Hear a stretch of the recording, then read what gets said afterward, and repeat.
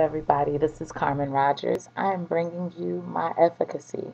Thank you, Fiona Bloom of the Bloom Effect, for the invitation. And I'm just here today sharing a little bit about myself as a singer, songwriter, and artist, who I am, what I do, why I do it, and hopefully what I share will have a positive impact on you. Um, she asked me a few questions, and so I want to share my answers. One of the questions I was asked was, what was the biggest highlight of my career? And I must say that it was shooting my very first video, It's Me. My single, It's Me, which is currently on the Bittersweet plug. Currently on the Bittersweet, SUITE, the Bittersweet. That's my EP that's been out for the past few months. It's Me was shot by the wonderful director Gerard out of Dallas, Texas. Co-starred Mr. James Bing, who lives here in Atlanta with me.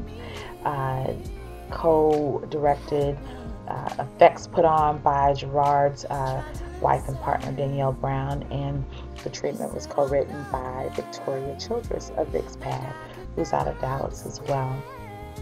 And I have to say that's a highlight. It was the first video I had done, first time I had really written a treatment, and I had so much fun with it. I think it's pretty creative. I think we did a great job with it. Gerard did an incredible job with it as a director, and I think it's a little bit edgy.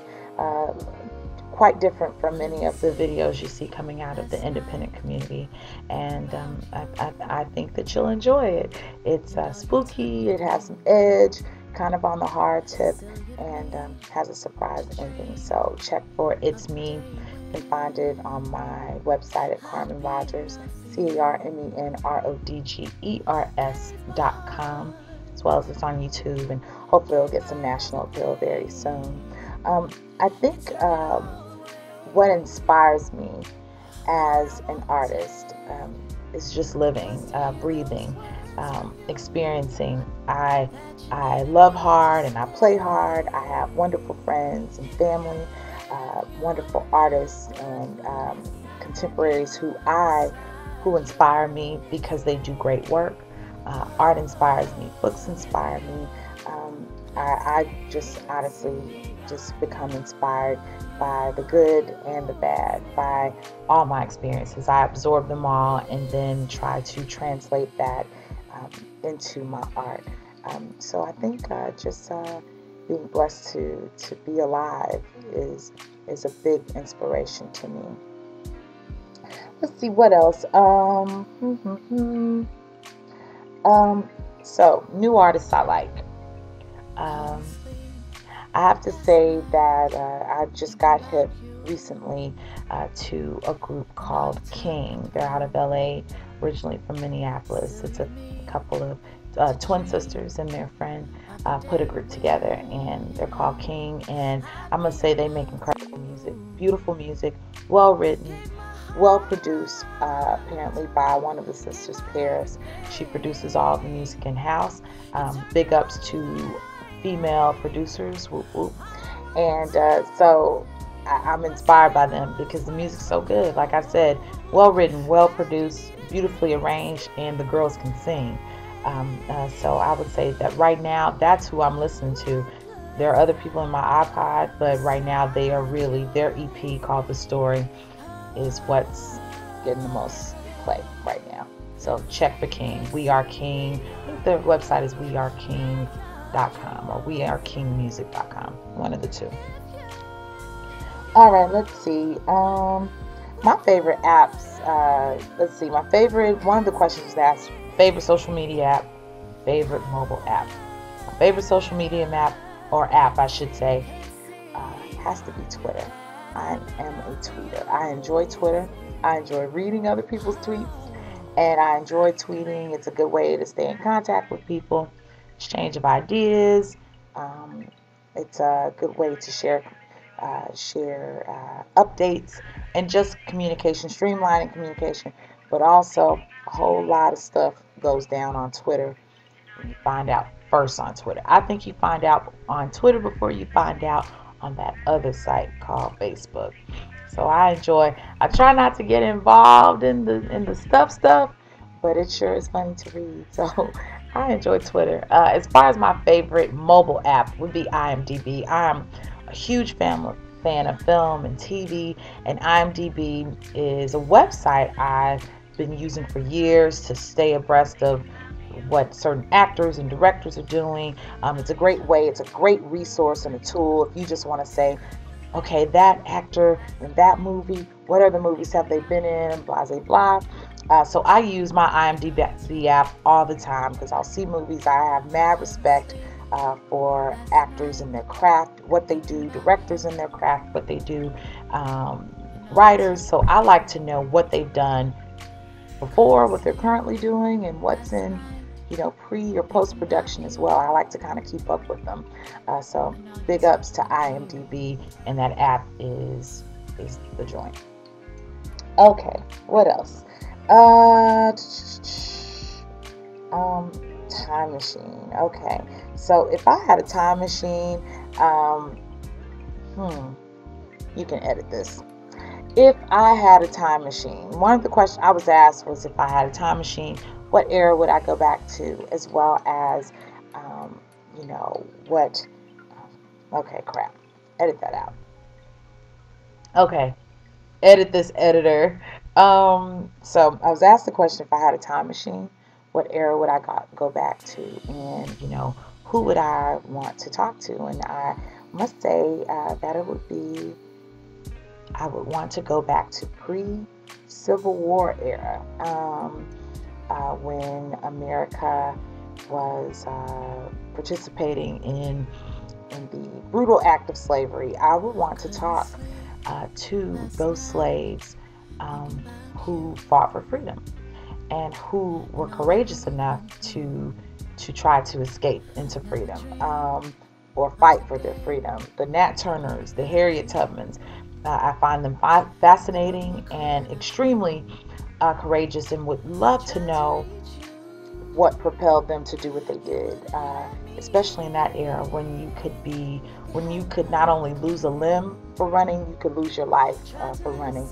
So to have that kind of courage amidst such turmoil and brutality, and it was just a scary time. And so I would love to know, like, what was going through their mind, what prompted them to say, you know what, I'd rather die than be in this situation. You hear people say all the time, ooh, if I was a slave, I'd do A, B, C, and D, and we don't really know. So I would love to just sit down and just find out how their brains worked and why they did what they did, because I just find it absolutely amazing. Let's see. So if my life were a memoir, what would it be called? I would say it'd be called Chameleon, the story of Carmen Rodgers. I say that because I've had a very interesting life. Too much to share right now, but a very interesting life. So many different experiences. I've had some interesting jobs. I've seen some interesting things. I've had some interesting experiences, and I think all of those things have helped me become who I am. I have crazy stories. I have stories that people would say, wow, you did that, or that happened to you. And I think my memoir would actually be kind of interesting.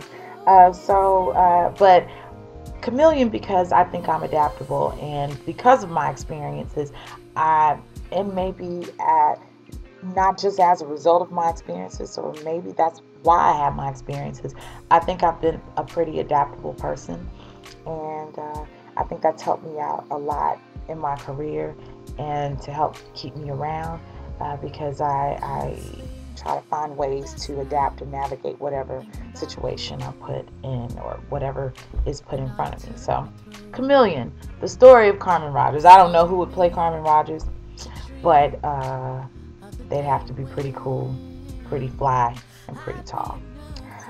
Okay, I want to give some advice to my fellow artists, not just up-and-comers, but really artists who are really trying to figure this thing out. And I just have to say, work hard. That's easy to say, isn't it? But work hard and really try to hone your craft and make a decision. Make a decision if you're going to have fun while you do this, number one. But how badly do you want it? And do you want it for the fame, fortune, or do you want it because you really enjoy the work and you want your music to have an impact? The market has changed so much. It's not only has the market changed, but now just the industry as a whole has changed. There are only a few major labels, so there's not as many opportunities for individuals to get signed. But also the internet has created this much smaller world, just technology in general, where you're able to touch your fans faster, you're able to really get your music out there pretty much on your own. Now there's a cost to both of those, and you just have to determine, does the reward or the outweigh what the cost would be. And that reward, if you decide to go at this on your own, again, would be just a real connection to your fans, but also some creative, not just control, but really being able to say, you know what, I really want to try this out. I want to do this type of music because I enjoy it, and I think my people will enjoy it. And if they don't feel it, I can try something else because it's mine. It's that ownership that I think is very, very rewarding. It's beneficial, and I think that people will feel the difference when you're doing something from the heart that's authentic versus something contrived and you're trying to fit into a formula. So just some food for thought as you try to navigate this crazy, crazy music industry that's becoming increasingly smaller and larger at the same time. But that's it for me. Thank you so much, Fiona, for asking me to do this. This was a lot of fun. Check out Fiona at the Bloom Effect. My name is Carmen Rodgers, signing off for Efficacy. Check me out, www.carmenrodgers.com. I'm on Twitter. I'm on Facebook. Candy Girl Music. Look me up. CANDIGIRL Music. And Reverb Nation. My video, It's Me, from my EP, The Bittersweet. Available to see on my site as well as on YouTube. Let's see, how many other plugs can I give you? My EP is on iTunes, The Bittersweet, and Intermission will be out very, very soon. And there's a new single out called Heartless right now. So check me out. Big love to you, and peace.